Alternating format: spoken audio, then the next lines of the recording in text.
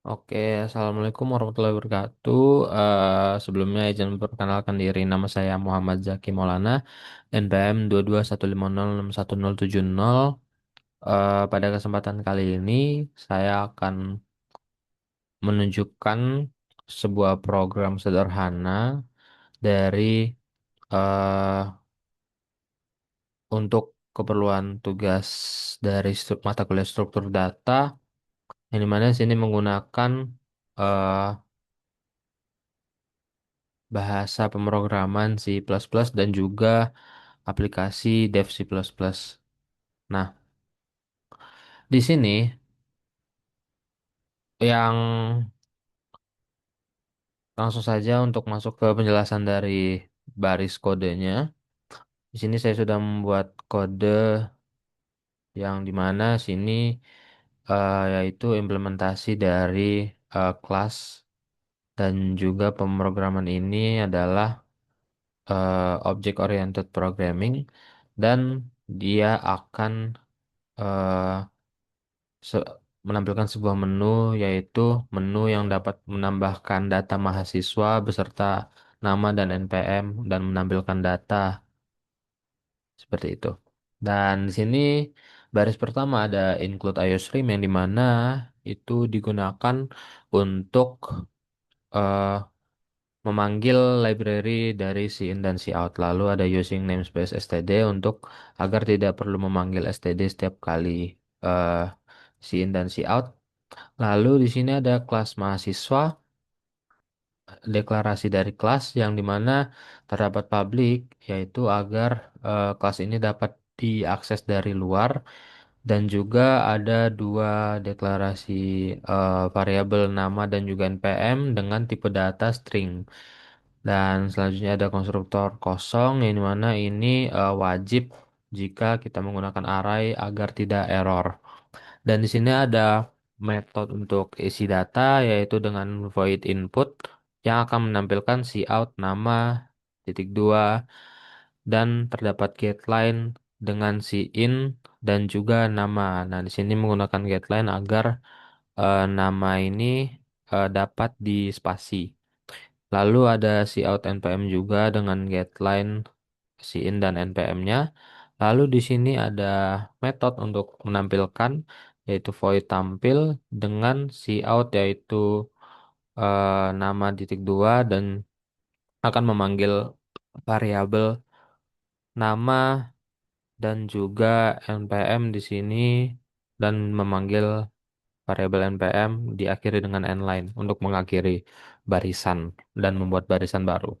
Lalu integer main di sini masuk ke program utamanya dan di sini ada deklarasi dari array yaitu mahasiswa data yang dimana datanya ini berjumlah 100 arraynya. Jadi kita dapat mengisi 100 jumlah data.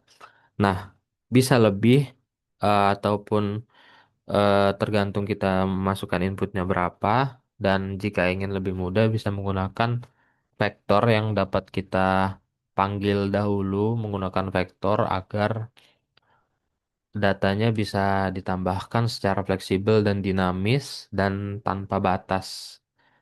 Namun di sini saya akan mencontohkan dengan menggunakan array.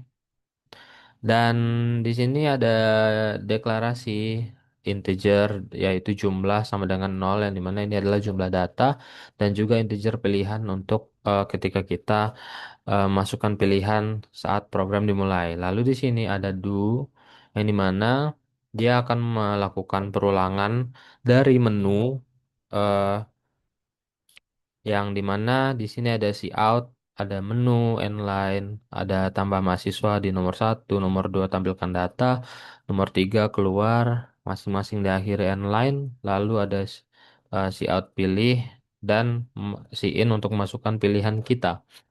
Lalu sini ada ignore, lalu sini ada if pilihan sama dengan satu, yang dimana jika pilihan kita yaitu satu, dia akan menjalankan if di sini dan dia akan cross check lagi jika jumlah ini kurang dari 100, maka dia akan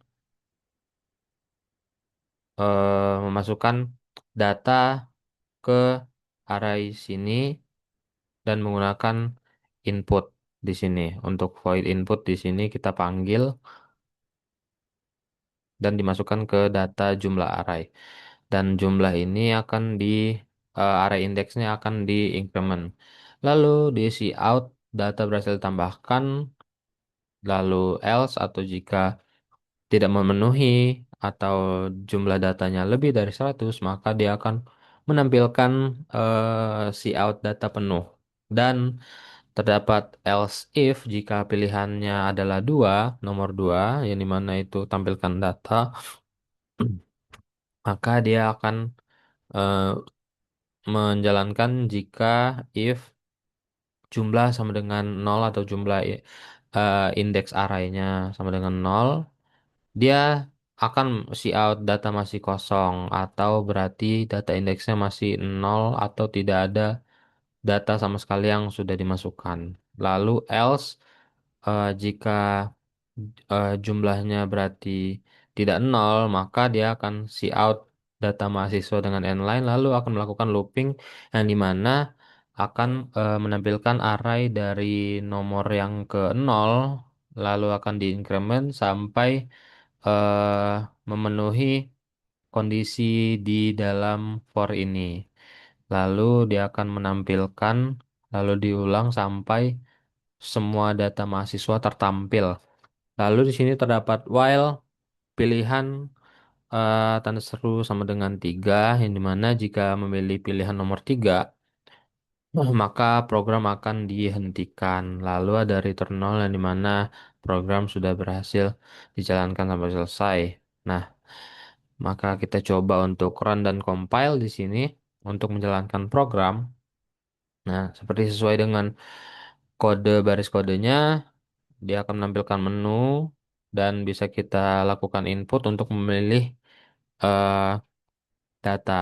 Nah, kita milih menu nomor 2, contohnya, dia akan menampilkan data. Nah, karena datanya belum diisi atau masih kosong, dia akan menampilkan data masih kosong. Dan ketika kita coba milih tambah mahasiswa, dia akan meminta memasukkan nama mahasiswa yang akan diinput. Contohnya,